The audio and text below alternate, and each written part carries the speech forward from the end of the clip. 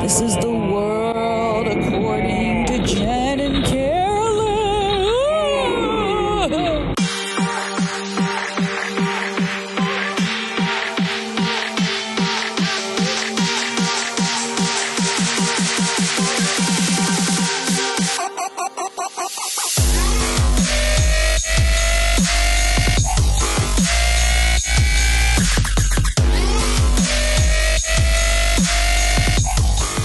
Hey there. Hey, Look at us, live and in person. I know, finally. I know. Finally, you reunited and it feels so good. It Actually, does. we did last week in person as well. That feels like that was a month ago. I know. Isn't that What is insane? going It was on? just last week. That's unreal to me. Yeah, I know. like a lifetime. Time is a flat circle and also moving at an accelerated pace. Yeah, there's some shit's gone down in the world. A lot of shit has gone down in the world. Absolutely. An assassination attempt. Last week, I was sitting and having wine with Bill. We were at our winery and I looked at my mom texted me actually because she lives on MSNBC. Yeah. And I was like, oh shit, this is crazy. Yeah. And I'm not here to endorse political violence ever. And that's all I'm going to say about that. We'll leave it at that. Hope you all are enjoying the RNC. Just kidding. No one who listens to our show is watching the RNC. No, except for the boo. lowlights and the videos that the Lincoln Project makes, which are absolutely hilarious. So we're not here to shit on Actually, we're always here to shit on Republicans.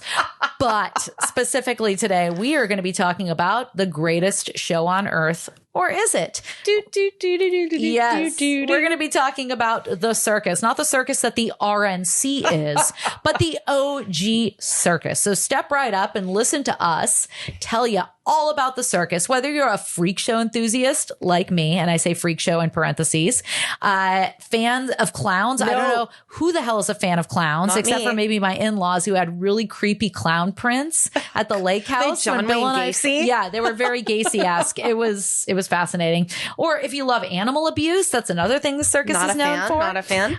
We think this episode is going to have something for everyone. The circus is, even though it didn't necessarily start in America, it is a uniquely American pastime, and it seems to have largely disappeared from public view. It's back, albeit different. So we're going to talk about the history, spectator psychology, and this kind of overall fascination, which again has seemed to has died out with, this nearly 2 centuries old practice. Yeah. The greatest show on earth. Ugh, or is it, as you say? Or is it? Carolyn, I've never been to the circus. Have you? I don't think I've been. Yes. So my father loved the circus. He famously wanted to run away from the circus, but he grew up in... Run away to the circus or from the circus? Oh, God. Not Sorry. to the circus. Freudian slip there. He grew up, watching the trains bring the circuses to town, and that was something to do. My father was... a post-depression era child. So that was, exciting. So we went annually. Yeah. Like that was a thing. We'd go to the Ringling Brothers, Barnum and Bailey. We'd go to Circus Vargas. I think every time I was at the Cow Palace or Redwood City, we'd go there. In fact, there's an infamous story. My sister had to go to the bathroom in the middle of the show. Oh, no. I was 3. She was maybe 6. Yeah. And he took her to the bathroom and then the show started and the lights went out and someone left tightrope in the back area or somewhere. No. And he tripped over it, broke his arm, broke his nose. And we didn't leave because he was not going to not see the circus. Why aren't you rich? Why did he not see the circus? I don't know. His love of the circus prevented him from... It was weird. We went to go see Gunther Gable Williams. It was obsessive. That's in my home. Oh yeah. So, and then, okay, this is really interesting. I forgot that I did this. Did you ever hear of Make a Circus?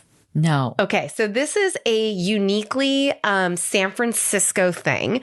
I went to Y camps all the time. I certainly was not an underprivileged child, but Make a Circus was this founded by Peter Frank. I'm actually ended up looking up everything about this. Related to Lisa Frank? Frank Ham. Oh, okay. Got it. And it started in 1974. He moved to San Francisco, and it basically was funded through the San Francisco's Arts Commission neighborhood arts program. Yay. And their whole thing was about bringing circus entertainment and performance to underprivileged children. I love that. And so they did it at Dolores Park, and any camp year I'd go, you'd go for a day to make a circus, and you'd get to pick what activity you did. Yeah. And you'd watch them do a circus. They'd paint your face. There'd be all kinds of events. That's awesome. And then the kids would do the circus. Yeah. So it was super fun. And then I don't know if you know this about me. I auditioned for Cirque du Soleil. I didn't, dude. When I was reviewing the notes, I was like, wait, what the fuck? Yeah, no idea. So of my a million bajillion jobs I've ever had, I worked for American Gymnastics and never was a gymnast myself, but did like up to certain levels. Yeah. And everyone from my work was going to audition one year.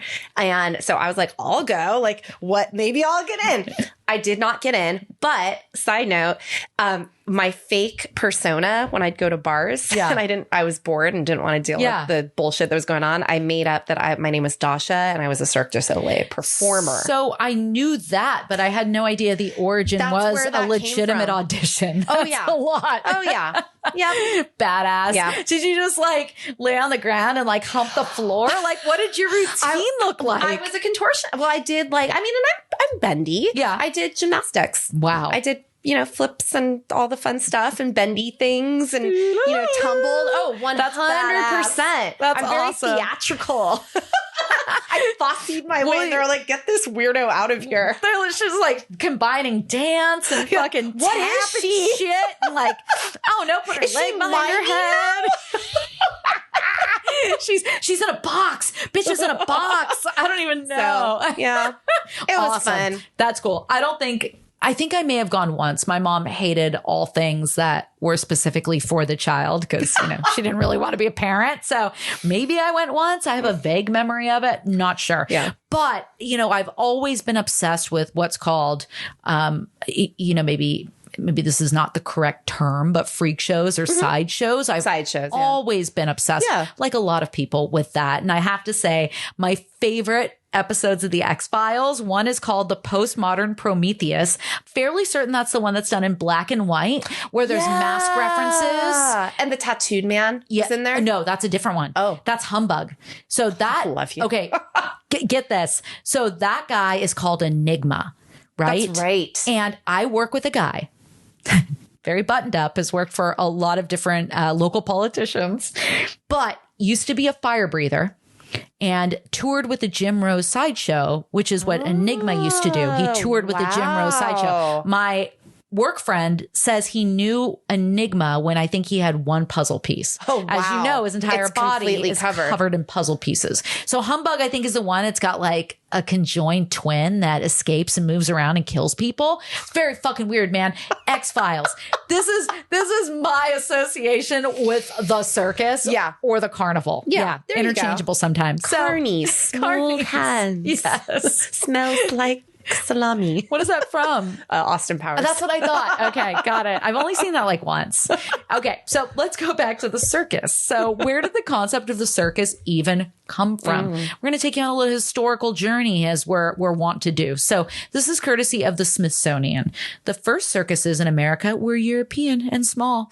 Although circus arts were ancient and transitional in origin, or transnational, excuse me. The modern circus was born in England in the 1770s. There was a dude named Philip Astley.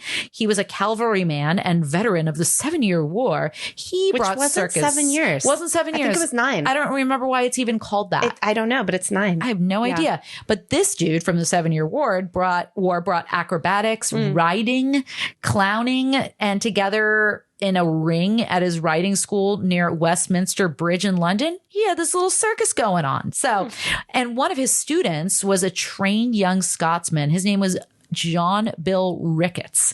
He brought the circus to America.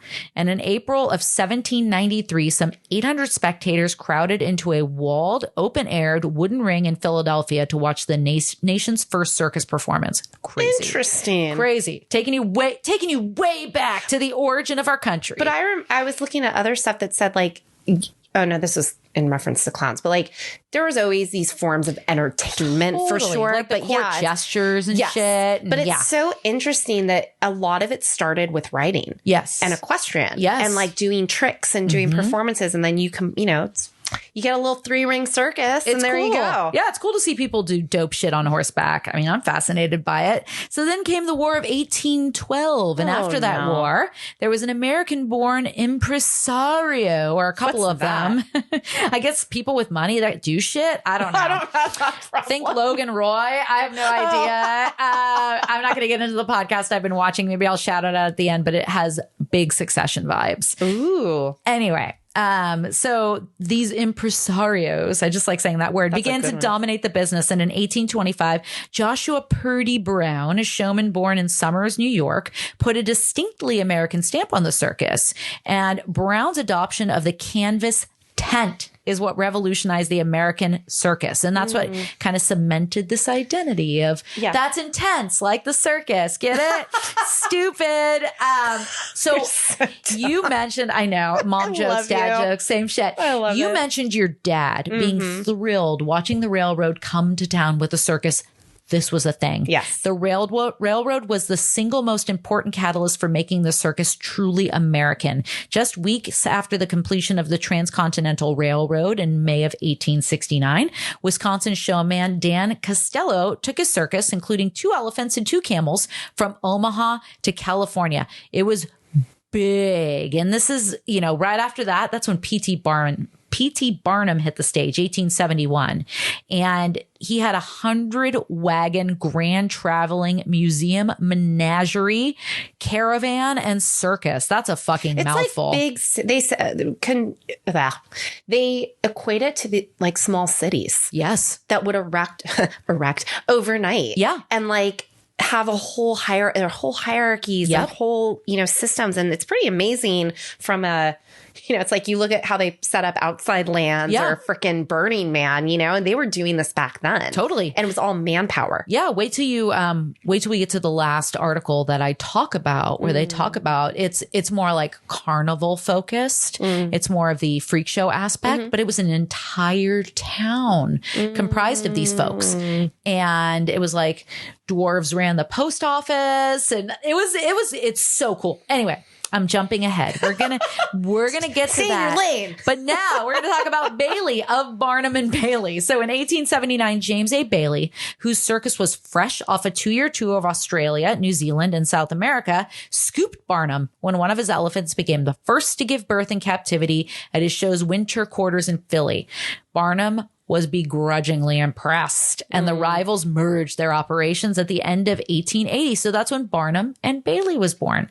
So these self-made American impresarios built an American cultural institution that became the nation's most popular family amusement. Barnum and Bailey's big top grew to accommodate 3 rings, as you mentioned, 2 stages, an outer hippodrome track for chariot races, and an audience of 10,000 people. That's a lot. Isn't that nuts? Yeah. It's crazy. I mean, that was like pre-talkies, right? So you couldn't go to the movies. Yeah. Yeah. I don't even know if silent movies were around at that point. So. No.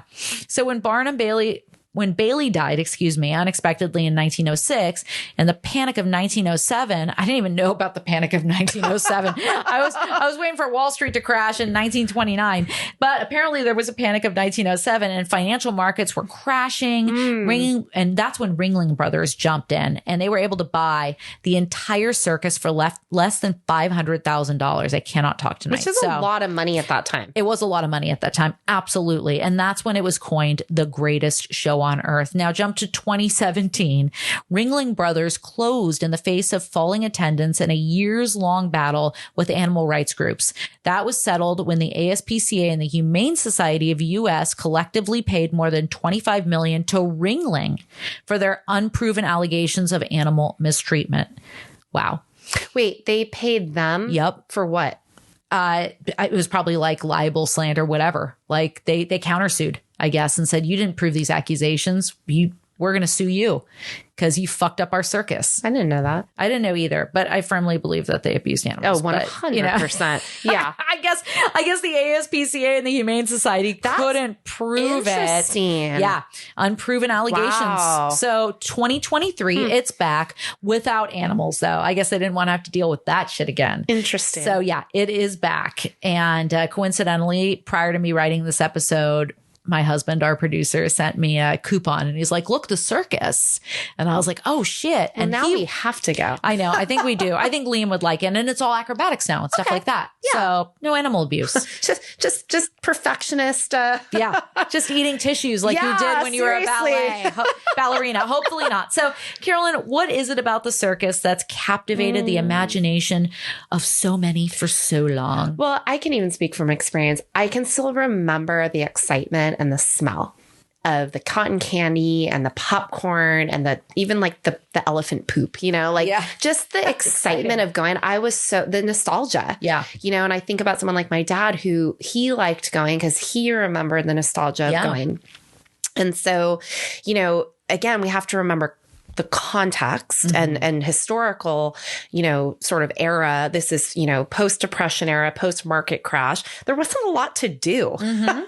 And, if you weren't going to, you're either going to church revivals or you're going to the fucking circus where you could drink and eat and see, scantily clad women. Yeah. So it was raunchy. And prior to that, there was no TV. We're talking about the 1800s, dude. Yeah. Like civil wars and shit. This shit's going on. I want to go see that. Yeah. I don't know. And, and also you have to remember too, people hadn't seen outside of the World's Fair, people didn't see exotic animals. Yeah. People didn't see people from other cultures. People didn't see anyone. You didn't fly. No. You couldn't go anywhere. No. If you went anywhere, it had to be by ship and you had to have years money. And you get scurvy. Bunch of sailors with their tattoos and pigs on their feet from last week. For years just to get to France, son. It does not take that long. I'm rereading Interview with a Vampire. This motherfucker sailed to Europe pretty quick. Anyway, go on, please. So I found an article written by Colby King in a 2018 blog. And I also ended up watching the PBS documentary about the circus this blog is based on. And it's actually, the documentary is really good, especially if you like old historical vintage photos and reels and stuff. It's actually really interesting. You've been to my house. I do. You'd like it. I found it I was watching it on the bus. I love it. Begrudgingly. There you go. So, again, like I said, for the first time, people had entertainment that they saw outside of theater. And, this is where society went to get entertained. And as we know, when we have entertainment, there's common themes of exploitation, capitalism, I think the American dream, quote unquote, the rags to riches bullshit, whatever that is. So this documentary really illustrates this well. And quote, the vibrant and problematic history of the circus. And it's underscored how traveling circuses of the late 1800s and early 1900s were quintessential part of U.S. society. This was just as normal as, Instagram or Facebook, right? So at that time, you have to think too, people were leaving rural farm areas and going into cities where they were constantly experiencing different faster pace, their nervous system was, this is the dawn of urban anxiety and maybe even depression. We're dumping our toilets in the street. Yeah. Children are coming home from their 12-hour factory shifts. It's fucking mayhem. Yeah. It's crazy. It was wild times. Early capitalism, wild times. So, this new industrial era brought new patterns of social life, and the circus brought back, or I'm going to say not brought back, but it brought culture, diversity, opportunities, and exploitation. And anywhere you went, that was what you could do over the weekend. You know, that was fun. So sociologist George Simmel, apparently this is I never read this in sociology, but it's a very famous essay called The Metropolis and Mental Life. Apparently it's very common that this is something people read in social studies. I never read this. I didn't read this either. I checked it out. So it's interesting. So Simmel discusses in this article the density, the division of labor, and differentiation of individual identity in the city, and how it led to kind of, again, just that nervous system for city dwellers. So circus has really provided a form of kind of hedonistic release, right? A way to just be entertained. Escapism. And, again, you get to see amazing feats. You get to see entertainment. I'm going to drop some names on you, Jen. Yes. So you could see Isaac van Amberg, the great lion tamer, or Dan Rice, the king of clowns, Annie Oakley, if you've heard of her, the peerless Lady Wingshot, Jules Leotard, the daring young man on the flying trapeze. And you could escape and have inspiration. And, you know, we've seen like the human projectile Zazzle, and my personal favorite, who I do remember learning about, centipede. Mary Worth, the greatest bareback rider. Oh, that's what awesome. did you say? I said the human centipede. No, that's a different circus. Yeah. I don't want to go to that circus.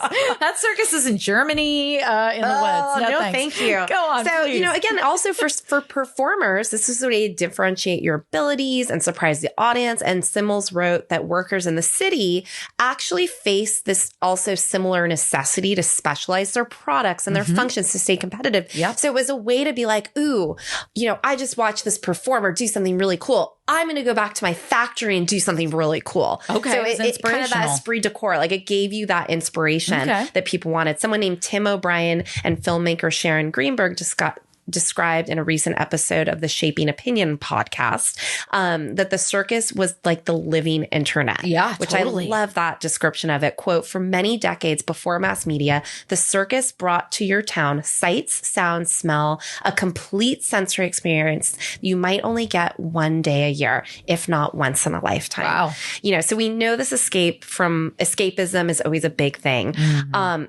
Historian James Cook talked about in the KQED documentary that the circus became a kind of celebration also of American profit making. Well, Americans love making money, right? Yeah, they do. And this ingenuity, entrepreneurship. I work in workforce development. I better be able to pronounce entrepreneurship. Don't ask me to spell that shit without spell check, but I can pronounce it. I can't believe I just missed that. It's been a long day, y'all. Yeah, it has. So anyway, so in many ways, these were kind of corporate capitalism and a gilded age in America too. And Barnum is right up there with people like Andrew Carnegie and steel and John Rockefeller and oil, JP Morgan and baking. The only difference was he was doing it for entertainment. Yeah. But I think, you know, again, were all of them exploitative? Yes. Yeah. And lastly, what would the American dream be without, we talked about exploitation. And as P.T. Barnum famously said, a sucker is born every minute. What a nice guy. Right? He seems great. You know, he's not wrong. No, it's true. Yeah. You know, you just have to, anyway, I'll leave that one alone. So like cities of the industrial era, you know, circuses presented this sort of double-edged sort of opportunity and also exploitation. The film also addresses the trope of running away to the circus, which of course is not dissimilar from moving to a city and making it big. Now, making it big in America, again, can you spell exploitation, Jen? Yeah. No, the circus is the perfect analogy for the American experience and the American system. Sounds good. It sounds good. Yeah. What could possibly go wrong? Right. You're just entertaining, factory workers on their holiday for the weekend with their 2 cents. It gives people this crazy idea that if you work hard enough, you too can be big. And this idea of a meritocracy, as you and I both know, is a fallacy. And I think it's largely there to keep people complacent and keep striving for something that is largely unachievable because the system is inequitable. Anyway, I'm going to get off my socialist soapbox because, you know, I'll stay here all night. So what happens when mom takes her back medicine too early? Lots of rants, everybody. So I don't think we could do it like socialist soapbox. That'd be a good name for your socialist soapbox is great. If it's not taken, it's going to be my next podcast. Okay, don't take it. We copyright it. Yeah, shh, everybody. I'm already going to GoDaddy right now and getting myself a fucking website. So I don't think we can we can do an episode about the circus without also talking about, as I started to mention, sideshows or freak shows as they were called. So this is the history of sideshows brought to you by AAA State of Play. Circus sideshows or freak shows originated in England during the 16th century. People perceived those with physical deformities as signs of the presence of evil spirits or bad omens. Okay. Circus ringmasters such as P.T. Barnum capitalized on the opportunity to use this group of people as entertainment, shifting these stigmas held by the public into curiosity. All right. So these are some of the, now I'm going to drop some names on you. So these are some famous circus sideshow acts. So excessive hair growth, missing body parts, extra limbs, tattoos, conjoined twins. All of this was fair game in the sideshow world. So here are some names that you may or probably won't recognize. So there's Daisy and Violet Hilton. They were I cannot talk. Born conjoined or Siamese twins. There was Staniel Barron. He was nicknamed the Seal Man because he had no arms. Poor guy. Stephanie Bobrowski, aka Lionel, the lion-faced man. Woman. Sorry, it was Stephen, not Stephanie.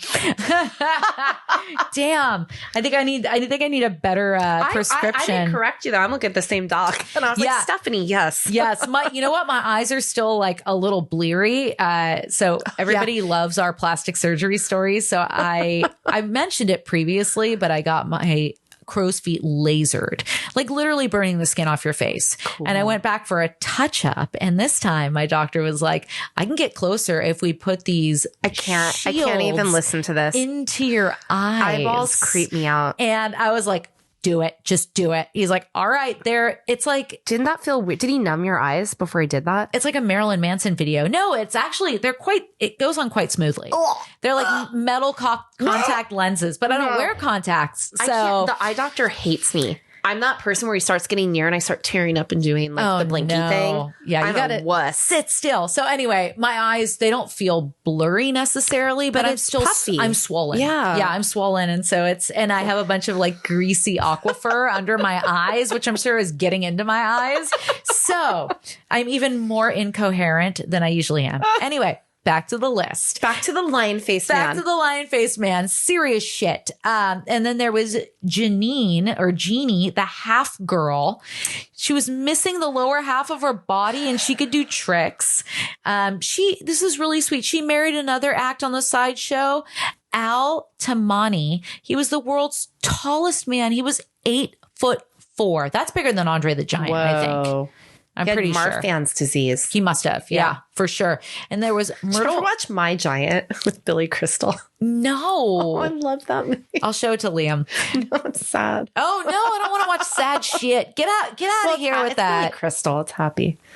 Is it happy sad? Like Life is Beautiful about the Holocaust? is My Giant about the goddamn Holocaust? No. Okay. I still get the sense that I don't need this in my life because I can't do sad. It's sweet.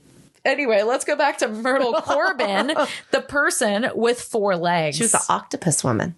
Is that what she was known as? Wow, that's amazing. And then there was Crow Farini. He had trichosis. Excessive hair growth. Yeah. Okay. And then there was, Federer Jeffachu. Jeff Dechu, renamed as Jojo the dog-faced boy. He had long hair that grew thick over his face. Wasn't that what Benicio del Toro was? And wasn't he Jojo the dog-faced boy? I have no idea. What movie was this? I didn't see it. I don't know. You're going to have to tell me. Before I saw Fear and Loathing, I was like, oh, it's Benicio. It's Jojo. No, it's in Pee-wee's Big Top. Oh, see, I don't like the Pee-wee movies at all. It's just a bunch of adults acting like absolute morons. I loved it. I hate it. Liam would love I hit my arm. I'm hurting myself over this. He actually would. He likes people making weird noises and shit, and he'd love it. He's got Bill's sense of humor. So anyway, one benefit of circuit sideshows is that they made many of these people feel like they had a sense of purpose and belonging. Traveling around the world together also built camaraderie among the performers since they were around others who faced similar struggles as them. That's beautiful. And many of the performers actually were compensated pretty generously for their appearances in sideshows. So Jojo the dog-faced boy, he was the only one on this list I had heard of. He was among the highest paid performers, making around $500 weekly. That equates to $13,000 today. His retirement savings amounted to almost $300,000, which was like $7.6 million back then. Wow. So good for you, JoJo. That's right. You go, JoJo. So there were a handful of factors that contributed to the decline of circus freak shows. In the 1890s, popularity began to wane when more than more and more people felt bothered by the obvious ethical and moral issues of placing people's physical misfortunes in the spotlight. You say good, but we're going to talk about an alternative perspective at the end, which you know about, which made initially I was like, yeah, good. Like they came to an end. And then I read this other perspective and I was like, oh shit, this isn't my community. Okay. So we're going to get to that. So anyway, here is an example. Oh, this story bums This is me really out. fucked up. So some of the stories that we're going to get into, trigger warning, I guess, or activation warning. A lot of this is around race and the exploitation of Black African-American people in this country. And this is one of those stories. So it's Joyce Heth, notably the first well-documented case of an African-American being exploited in the setting of freak shows. It's one of Barnum's most deplorable moves, and it shows the lengths he would go to build his showbiz empire. This makes me so sad, you guys. Sold to Barnum by her enslaver in Kentucky in 1835, Joyce was a frail woman in her 70s, nearing blindness and pretty much paralyzed, a vulnerable figure in every sense. Claimed she was 161 years old and had been the nurse to none other than George Washington. Barnum went as far as getting rid of all her teeth in one cruel attempt to make her look older. Ugh. After her passing, this is so fucked up, you guys. After her passing, Barnum orchestrated a public autopsy, charging spectators 50 cents for admission. I mean, this is the reason why a lot of these sideshows went away. Like this is so sad. Like, which is sadder, that he did it or that people went and watched? All of it. Yeah. All of it speaks to like go see human that? Depravity. Yeah. You know, and also not knowing better. Because the times didn't, but the times did afford you better. Like oftentimes I say that, I look back and I say autopsy. No, I don't either. And I don't know if I ever would. I'm into medical shit, but this I would never be want sad. to see that. Now, but also there were people like the Quakers who were anti-slavery, who were hiding slaves on the Underground Railroad. So to say like people didn't know better then, yeah, I don't know about that. Yeah. These people knew better. I agree. So moving on. But yeah, I think sometimes that's an excuse, and sometimes the banality of evil type shit. And like, well, people didn't know. Yeah. Or it's not me. Yeah. You know, it's Black people or brown people or, you know, name the exploited population. So there are a lot of stories like about this that are really exploitative, and particularly with performers of color, as we said. So Carolyn, to me, to you as well, this is sickening. But to P.T. Barnum, this was exploitation for commodification. Are people who exploit other people like this plain evil? What does psychology tell us? And also about people who go and see this shit. Yeah. Well, hands down, P.T. Barnum was a narcissist who exploited men, women, children, and animals, which again, we know to do that, you're even a little bit of a sociopath to do that. You are a sociopath for his own selfish personal gain. And this is a sentiment that is highly documented in the literature and the historical research. He was 100% a horrific, horrible person. And as you know, I personally believe that at some point that person is made, and there is some, I hope it's fact-based about his childhood and, you know, didn't have parents and, you know, was basically like an urchin on the street back in the day. So, okay. So, you know, he had to fight and get what is, you know, make it his own. Yeah. But, you know, again, it's so commonly we see this in entertainment, and this occurs because it's popular for that time. And like we talked about, it's, you know, quote unquote sanctioned by society until we mature, learn from these mistakes of our past, learn by how people are treated in the here and now. And then we look at history, and we were supposed to inform ourselves and impart reform and equitable change on the future. That to me should be the American dream. Right. But no, I mean, definitely, I would call him an industrial sociopath. Oh, interesting. Sense. Yeah. You know, and there's two movies that highlight even the fantasy versus the reality. And the first thing we said when we were doing the circus episode is, you know, did you see The Greatest Showman? And it's a great movie. Yeah. It's a great musical. And I haven't seen it. But it's exactly that. It's a whitewashing of someone who was horrible. So they didn't make him look horrible. No, he's a white savior in the movie. Hugh Jackman, who I love. I'm all, damn it, Hugh. If you really want to see what the circus is like based off this episode, read the book Water for Elephants. Okay. Or watch the film Water for Elephants. Yeah, you have to deal with what's his name? Robert Pattinson? I just don't think he's a good actor. I fucking love him, man.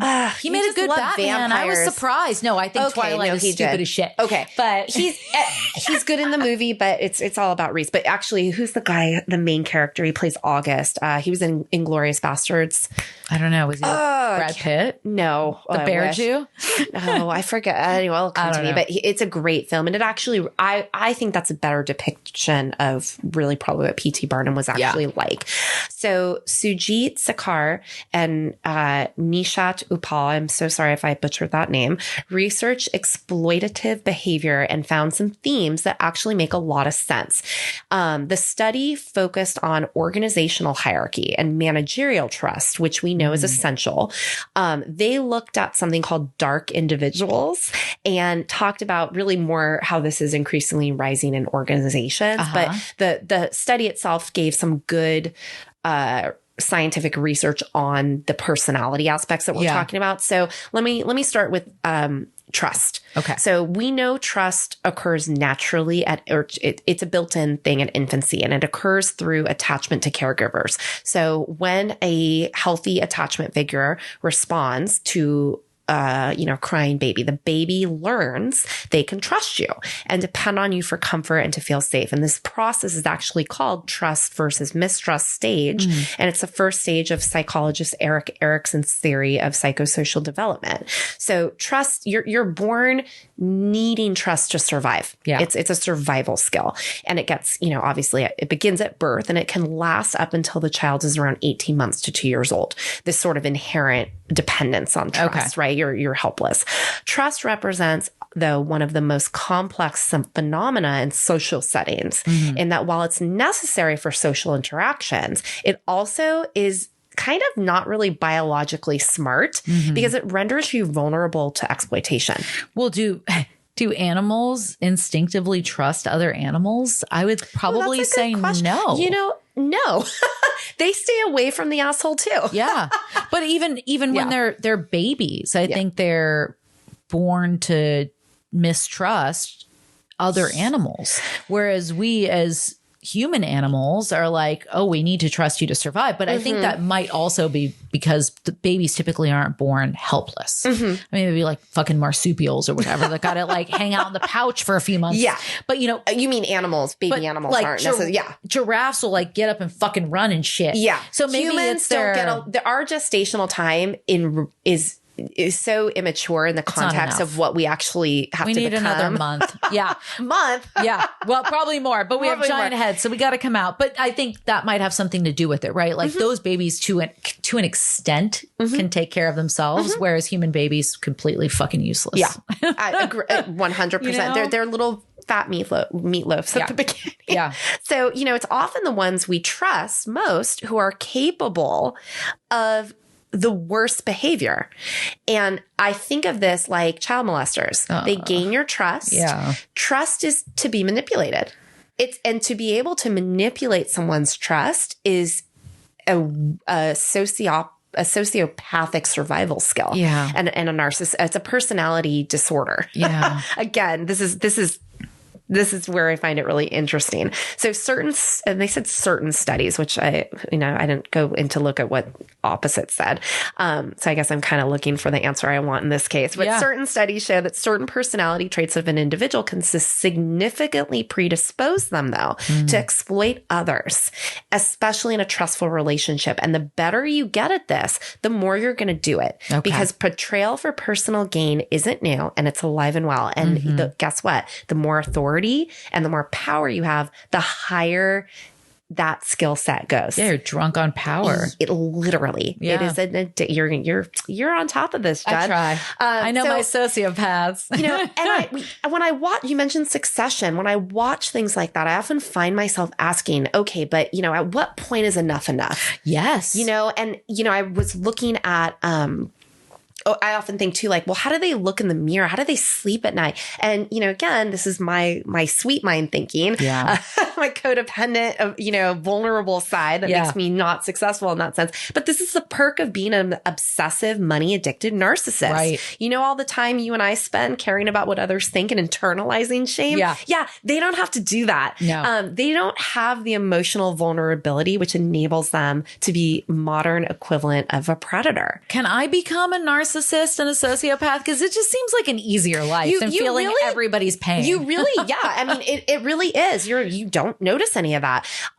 This Vice article that I was reading talked about drug cartels and same concept. Like, how much money is enough? That's really not what it's about. It's actually a high. Yep. You win. You get the desired power. Yep. That's the byproduct. Yep. And so the article, again, I'm digressing a little bit, but someone involved in what P.T. Barnum was doing, or really anyone who's exploiting someone who's vulnerable, you said, well, are they rotten to the core? Well, yeah. And it's called their dark core. That's the way it's called. We did, I forget what episode we did. It might have been the narcissist one, or maybe it was the cults. We talked about the dark triads of personality. Yes. And that, that's Machiavellism, narcissism, and psychopathy. So, again, deriving happiness from the misfortune of others, willingness to incur harm, insatiable tendency of acquisition without caring about the common good, social dominance. These are all things that adequately describe P.T. Barnum. And anyone in that circus lifestyle who is capitalizing off and again, maybe, and you could argue in his mind, he didn't see the wrong in it. I don't think so. Again, that's the joy of being the narcissist. So this article went deep into this dark core and really, again, just talked about this, these antisocial violent tendencies. They're manipulative, they're charming, deceitful. And it just states that the further someone gets into this untouchableness, they're not going to stop. Yeah. So there was money to be made. I think he felt he was doing people good. Yeah. I can't speak for him. I wasn't there. Right. But, it was about the money. It was about the power. It was about the haves, the have-nots, that whole concept of, it's either me, it's me against the world, so I said, it's just sick. It's sick. And I think it's easier to go down that path for the average person than most of us would like to admit. I think when physiologically speaking, we're getting things like endorphin rushes. It's hard to stop, but we all get endorphin rushes from different things. I don't think I could ever get an endorphin rush and, be stoked about something like this, about exploiting other people. I'd like to think that, but I wonder about that progress. Well, and you have to me, part of trust in a society is learning empathy. Yeah. And you do have to, I think I have read studies about how empathy is an inborn thing. Yes, but there are some kids who I'll watch. If a kid is crying, they all go over. Yeah. And then there's the kid who's just kind of oblivious. Yeah. And I think there's a spectrum of that, but you have to get taught, hey, look at so-and-so. Right. They're hurting. Now, P.T. Barnum didn't have that. Yeah. And he was living on the streets. Yeah. So one could argue that without that he channeled it into capitalism. Yeah. Now, he wasn't physically murdering anyone. Well, I disagree with that. Yeah. But, we look at someone like a murderer and we go, ooh, they're bad. Right. But we look at someone like J.P. Morgan Chase and we go, oh, they're great. Look what they're doing in the world. They're capitalists. They're managers. So I think it's very much a societal sickness. It is. What do we decide is okay? Yeah. And what do we decide is not? Right. No, but that I makes agree sense. with you. I think most people, I guess it depends if you believe, are people inherently good or people inherently bad. That's a story or a question for another episode. And I definitely have my theories on that. So let's talk a little bit about, I wrote here, I think we can all agree that the exploitation of other human beings for profit is bad, but clearly we don't all agree. I think most people who listen to this show, though, would agree. And at the same time, actually some beautiful shit came out of a bunch of societal misfits labeled freaks coming together as a community. And is a sideshow like the one I'm about to describe exploitation? Or is it simply people using their bodies the way they see fit to generate a profit? Now, this is where we're going to turn at least the quote unquote freak show part of this on its head. P.T. Barnum is still a piece of shit, but we're going to move on to freak shows and bodily autonomy. So this is from a Guardian article that I thought was amazing. It was called "Let Us Take You to Gibtown, Florida," referred to as the last freak show town in America. So it starts as, in the golden days of the American Carnival, all roads led to Gibsontown, Florida. The self-defined 14,900 inhabitant town, 12 miles south of Tampa, became the industry capital.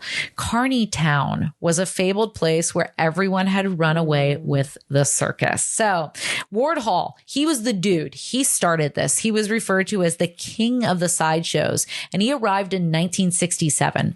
And it was home to about 100 self-defined human oddities at that point, in addition to several thousand carnies. The freaks came in 3 categories. There were the self-made ones. So like Enigma, for instance, working acts like sword swallowers, fire breathers like my homie at work, knife throwers, and then the natural born folks with, deformities and whatnot. So some viewed what this dude Ward was doing with his carnival as exploitation, but he didn't see it that way. And the people that were performing in his shows, at least according to this article, there might be others out there that say otherwise, but this one said, that they loved him. He was like a father figure, and he took care of them from everything I read. And he said these people were not handicapped. At least in their minds, they were not, he insists. He talks about this girl named Louise Capps Hill, the armless girl who drove a tractor, milked cows, played guitar, and raised her children on her farm. He said, you and I will see them and say, oh my God, what handicapped to have no arms at all. But there was nothing that girl couldn't do. That's amazing. Yeah. Todd Robbins, a sideshow historian and performer, explains that such carnivals were a fin de, I need your help on the French. Fin de siècle? I don't fucking know. Zeitgeist. You're going to offend French people. I'm really sorry, white. If you're a French person of color, I'm sorry. If you're a white French person, shut up. Go complain about something else. Don't get me started on my trip to the Paris airport.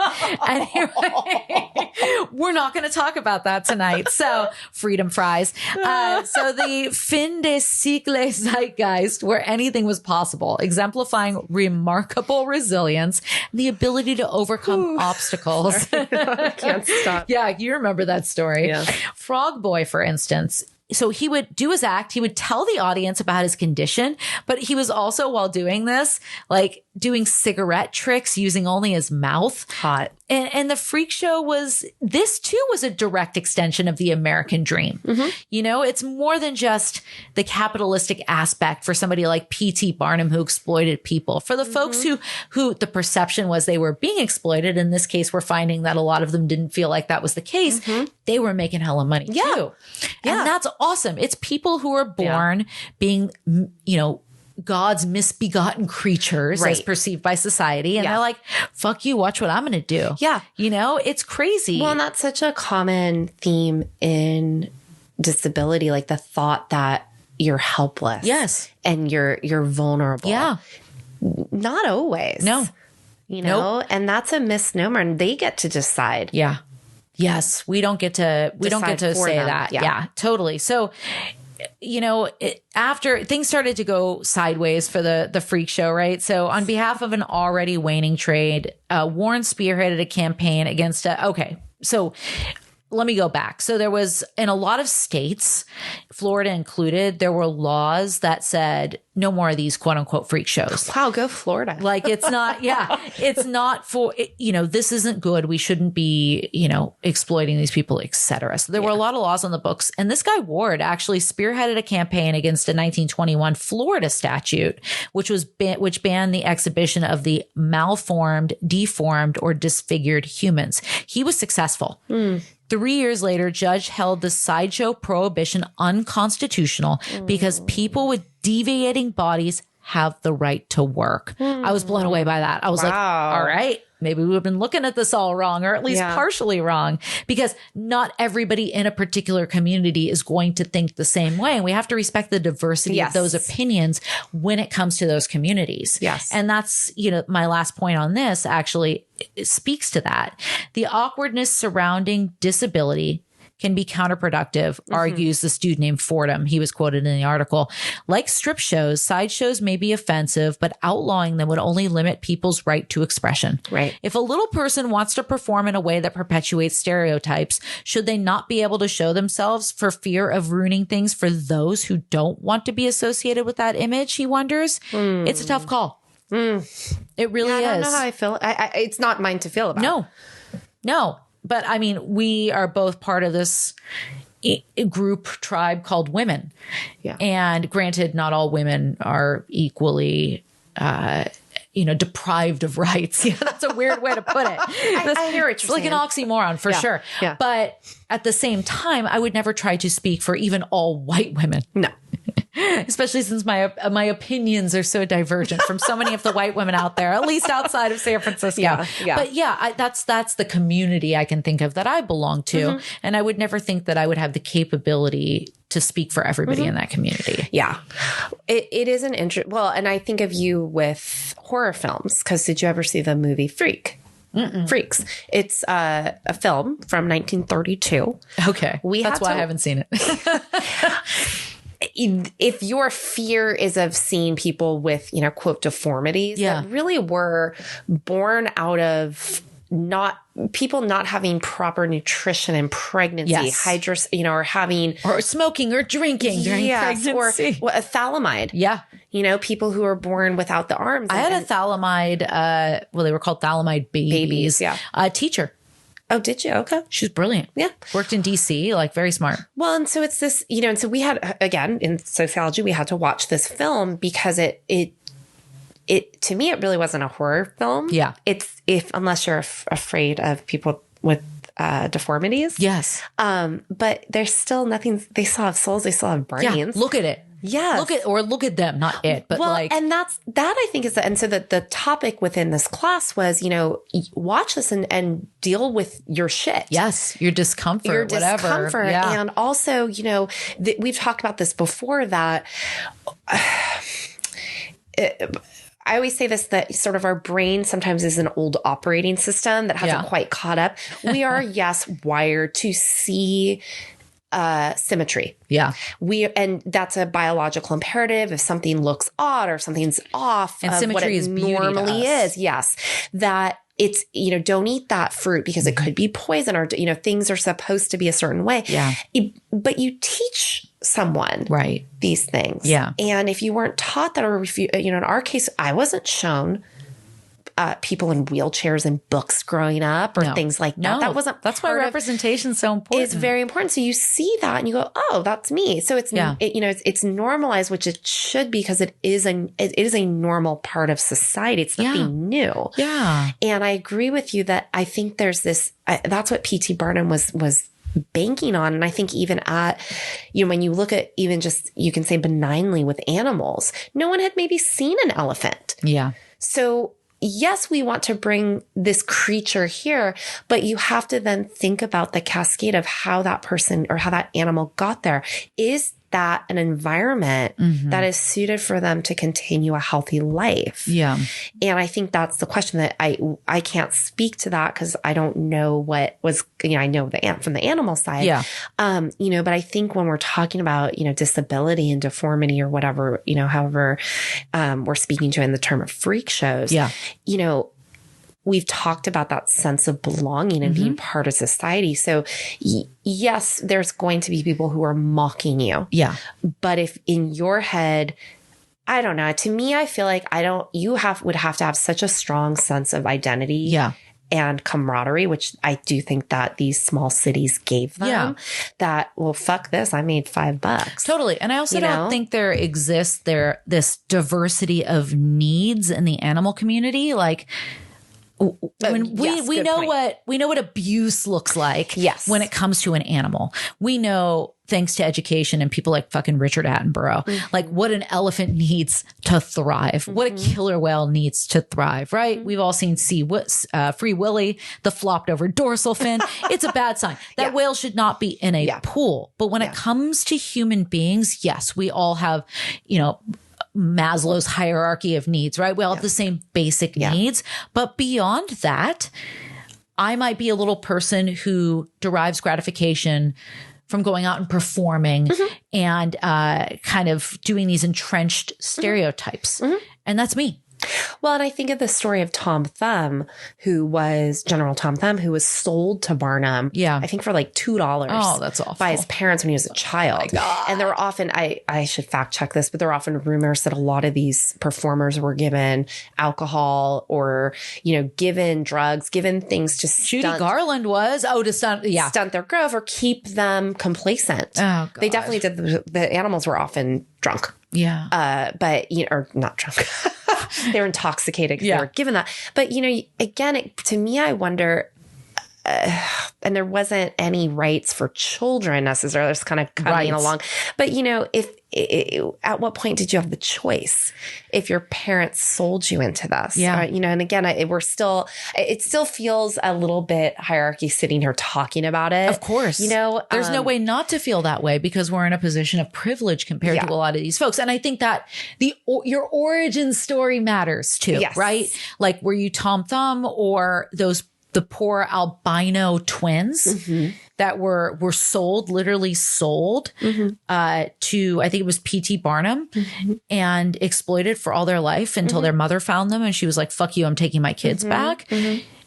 Versus somebody who willingly goes into this and says, I want to do this. This is my body. And the thought that that was the only place they could make money tells you something about workforce at that time. Absolutely. So it's like, they couldn't make money anywhere else. Well, that's a dumb argument. Yep. Totally. Because again, now we know better. Yes. And we're still not doing better. Right. Totally. We're doing better than we were. We're making progress. It's slow and sometimes feels like one step forward, two steps back. But we have made significant progress. And it's probably why you don't see, a lot of these things anymore because there are other opportunities for folks with disabilities. So or go on OnlyFans and do your thing, girl. Yeah. The internet is just the new circus, right? The internet is the new circus. The circus was the old internet. The internet is the new circus. Dude, my head just exploded. I just, what did Ian and Paul say? Oh, fuck, I can't remember. My mind hole. You just blew my mind hole. New Orleans. So good. So anyway, our final, essentially what we're trying to say is it's not about how we feel or how even you feel about a group of people who are saying, I like doing this. You don't get to say, oh, you're being exploited or you're being disempowered or whatever, right?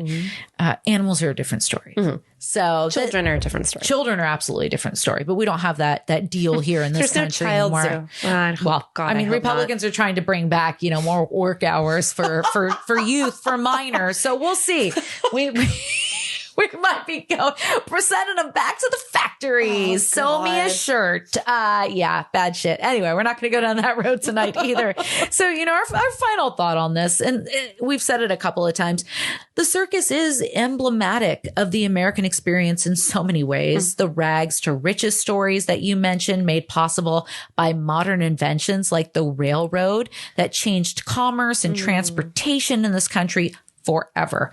The exploitation of people of color and low income folks, the splendor, grandeur, and showmanship that is synonymous with the spectacle that is both the circus and woven into the fabric of this boastful country. Like it's so strange, the parallels. Like so many of the puzzle pieces that create the American experience, there's so much to revere and also so much to condemn. And I think it's important to take into consideration when it comes to so-called freaks is the notion of bodily autonomy. and the important reminder that no one person from a given community has the right to speak for the entirety of their community. There's so much to unpack, as we said in grad school, but that kind of sums up the circus. We hope you enjoyed the history. There's a lot I didn't know about this. Yeah, we didn't. I mean, we could have done a whole one just on the animals. We could have done a whole one just on the different acts, you know, but this is a short show. We don't got all week. It's a short show, but this was almost an hour. So we packed a lot in. If you're interested, you can always check out our Cliff's Notes, our resources that we put attached to every episode. Follow us on TikTok at, what are we again? Twat JNC. Twat JC. The world according to Jen and Carolyn, you perverts. That's right. Twat JC. And Instagram. Is it also Twat JC? No, it's the world according to Jen and Carolyn. There you go. The world according to Jen and Carolyn. Same shit on Facebook, I believe. Oh no, we're just going through our own accounts.